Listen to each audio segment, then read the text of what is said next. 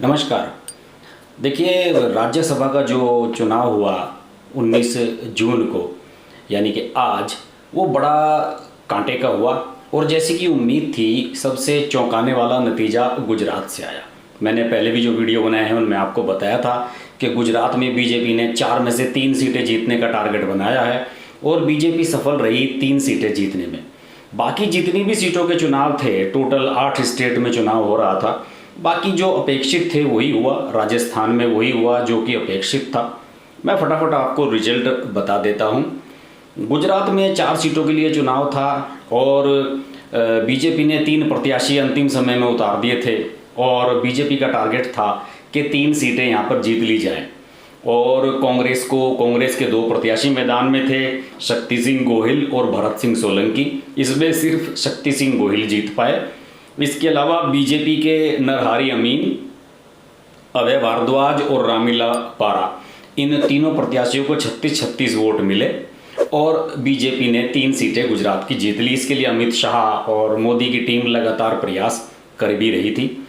और इसमें सबसे दिलचस्प बात यह है कि एक विवाद हो गया था और 2 बीजेपी के एमएलए जो थे, केसरी सिंह सोलंकी, और मंत्री हैं जो वहाँ के गुजरात के भूपेंद्र सिंह चुड़ासामा, इनके वोट रद्द करने की मांग कांग्रेस ने कर दी थी।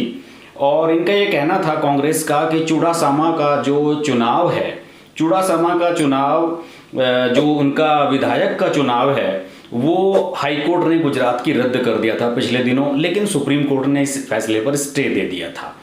और इसके अलावा जो सोलंकी हैं, सोलंकी जब वोट डालने के लिए आए तो उनके साथ कोई एक अननोन व्यक्ति था। उसकी प्रेजेंस को लेकर, चूंकि उन्हें व्हील चेयर पर लाया गया था, उनकी प्रेजेंस को लेकर विवाद हुआ, लेकिन बाद में देर रात चुनाव आयोग ने क्लियर कर दिया और इन 2 वोटों को मान्य कर दिया गया।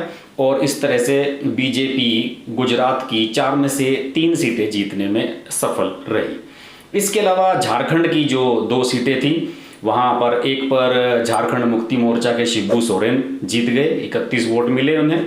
और दूसरी सीट बीजेपी के प्रदेश अध्यक्ष दीपक प्रकाश ने जीती और उन्हें 30 वोट मिले।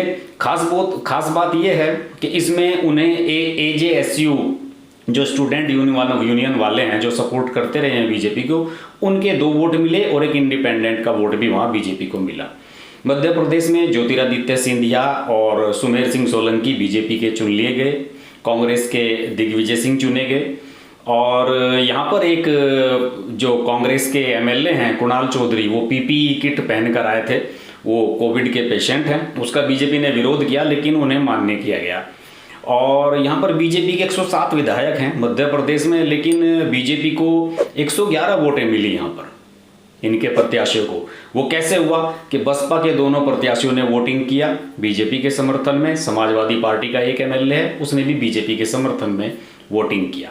आंध्र प्रदेश की 4 सीटें आसानी से वाईएसआर कांग्रेस ने आसानी से जीत ली और उनके जो प्रत्याशी थे वो आसानी से जीतने में सफल रहे। वहाँ पर उनकी फुल मेजोरिटी है।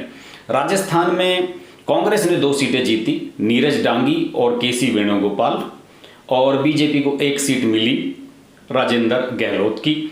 और बीजेपी के दूसरे प्रत्याशी जो थे उन्हें हार का सामना करना पड़ा।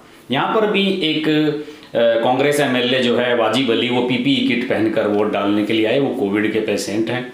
और यहाँ उम्मीद थी कि क्रॉस वोटिंग होगी, लेकिन हो नहीं पाई। और अशोक गहलोत जो राजस्थान के चीफ मिनिस्टर हैं, सचिन पायलट डिप्टी सीएम हैं, उन्होंने ये दिखा दिया कि उनके कंट्रोल में वहाँ स्थिति है। और 107 एमएलए हैं कांग्रेस के, जबकि वोट उनके 126 मिले। मणिपुर की सीट बीजेपी ने जीत ली, एल संजाओबा ये वहाँ से आसानी से जीत गए। मेघालय की एक सीट एनपीपी के प्रत्याशी डॉक्टर WR खुरकुरी ने जीती, जो नेशनल पीपुल्स पार्टी के प्रत्याशी थे। और मिजोरम की जो सीट है वो मिजो नेशनल फ्रंट के प्रत्याशी के वजाला वेना ने जीती। और जैसे कि मैंने आपको बताया कि आंध्र प्रदेश की जो 4 सीटें हैं वो वाईएसआर कांग्रेस ने जीती। उनके P Subhash Chandra Bose, MN Ramanna, AA Reddy और परिमल नटवारी ने ये सीटें जीती हैं। और जैसे कि मैंने आपको बताया कि गुजरात में सिर्फ विवाद हुआ और बाकी सब कुछ चुनाव स्मूथली हुआ। अब इसके बाद जो स्थिति बन रही है राज्यसभा में, राज्यसभा में अब टोटल लगभग बीजेपी की स्थिति हो जाएगी 86 सीटें, 86 राज्यसभा सांसद बीजेपी के हो जाएंगे, जबकि एनडीए के टोटल जो स्ट्रेंथ है वो 90 अभी है और वो भी बढ़ जाएगी। पहले बीजेपी की 75 थी स्ट्रेंथ, अब 86 तक पहुंच सकती है। 224 सदस्य हैं राज्यसभा के। यूपीए 69 तक है अब, इसमें कांग्रेस के 39 हैं और 27 ऐसे राज्यसभा सांसद हैं जो न्यूट्रल हैं, ना बीजेपी की तरफ है ना कांग्रेस की तरफ है, लेकिन इनमें से ज़्यादातर का समर्थन एनडीए को मिलता रहता है। तो ये थे आज के नतीजों का वीडियो। आगे इन नतीजों को भी और डीपली डिस्कस करते रहेंगे और आने वाले इस साल में जितने भी और राज्यसभा के चुनाव हैं, अभी यूपी में 10 सीटों पर चुनाव होना है नवंबर, उन पर हम वीडियो आपके लिए लाएंगे और कुछ वीडियो मैंने उस पर बना भी दिए हैं। आप पूरी प्लेलिस्ट राज्यसभा चुनाव की देख सकते हैं। देखते रहिए हर्ष की बात लाइव। नमस्कार। अगर आपको हमारी वीडियो पसंद आई तो हमारा चैनल हर्ष की बात लाइव सब्सक्राइब करें और नोटिफिकेशंस के लिए बेल आइकन प्रेस करें।